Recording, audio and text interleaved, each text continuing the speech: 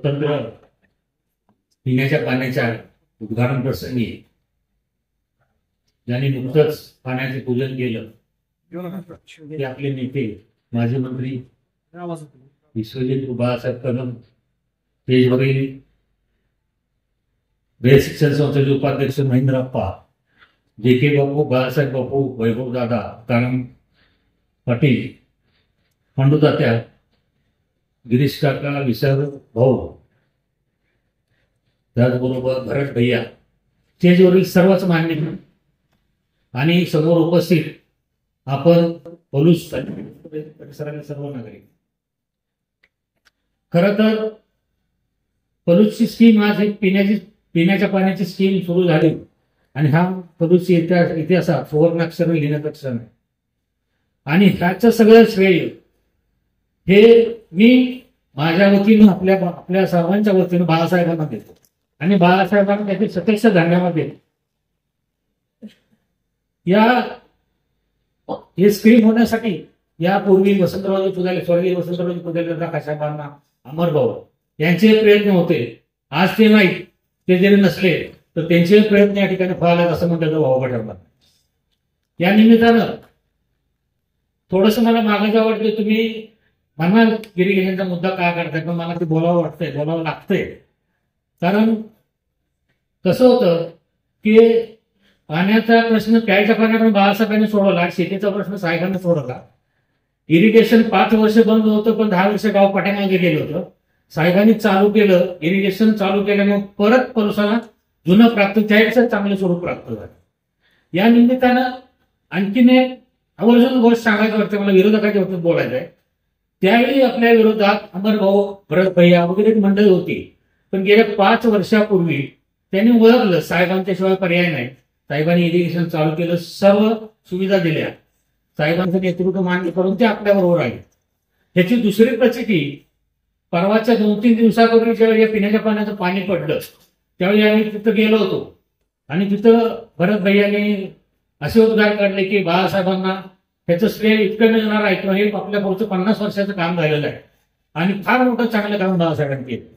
असं 2-3 वेळा झाल्यानंतर मलाही राहत नाही, मी भरत भैया अशीच परिस्थिती, इरिगेशन बंद होतं त्यावेळी, ज्यावेळी इरिगेशन चालू झालं कॅनॉल स्टेजला ज्यावेळी पाणी पडलं, त्या पाण्यात पडलं त्यावेळी आम्ही तिथं सगळे युवक होतो, पण लोकांना राहत नाही, लोकांनी पाण्यात उड्या मारल्या आनंदानं.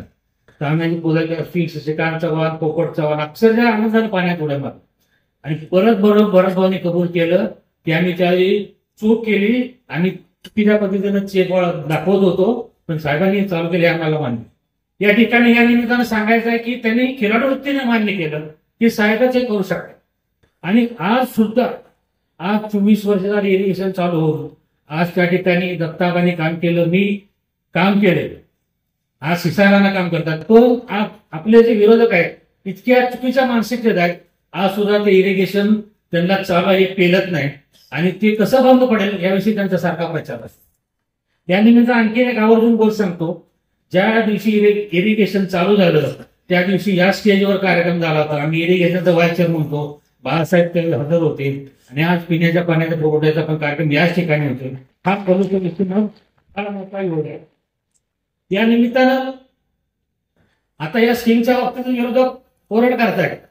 एक विचार करण्यासारखी गोष्ट आहे, बाळासाहेब ज्यावेळी सत्तेत होते त्यावेळी त्यांनी 11 कोटी निधी म्हणजे मंजूर निधीचा 30% निधी दिला आणि या 2.5-3 वर्षात फक्त 20% निधी मिळाला.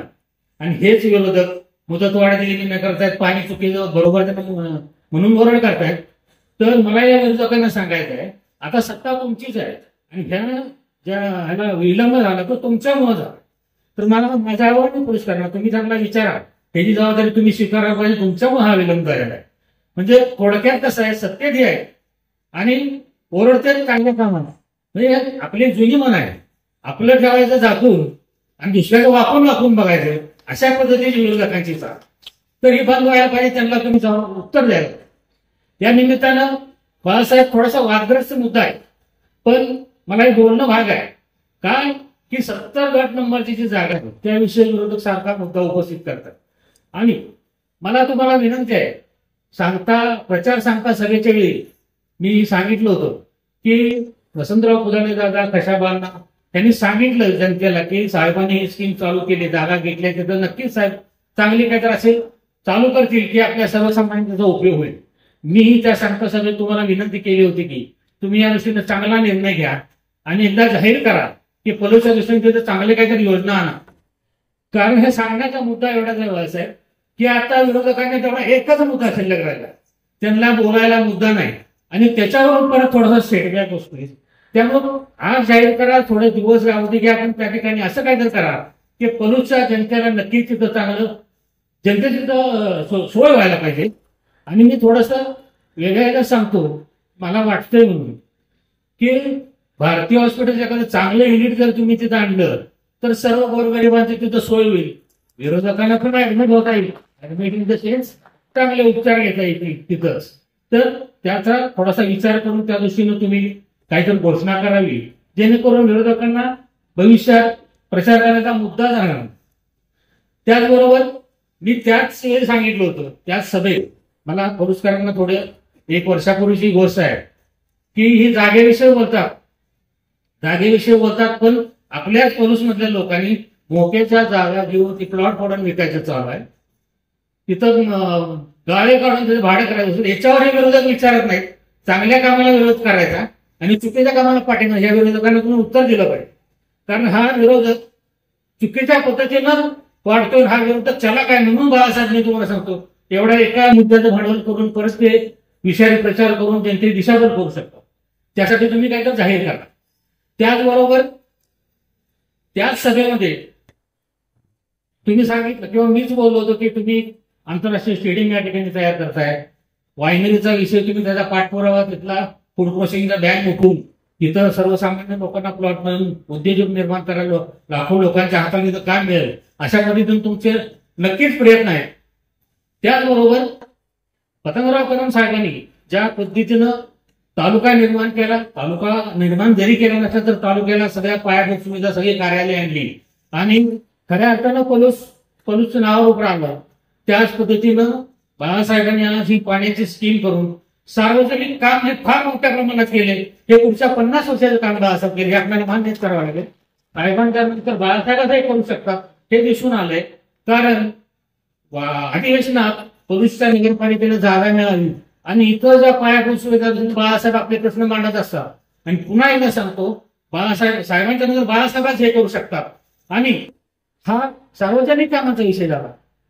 मला या सर्व तुमच्या पलूसच्या जनतेला किंवा युवक असतील 24 वर्षापूर्वी इरिगेशन चालू केलं, 24 वर्षापूर्वी साहेब काम करत होते असं समजून चाललं. बाळासाहेब आज 24 वर्षापासून काम करतायत असं धरून चाललं. तर मला विरोधकांचं एक काम दाखवा, एक असं काम दाखवा की त्यांनी सार्वजनिक काम केले, वैयक्तिक काम केले.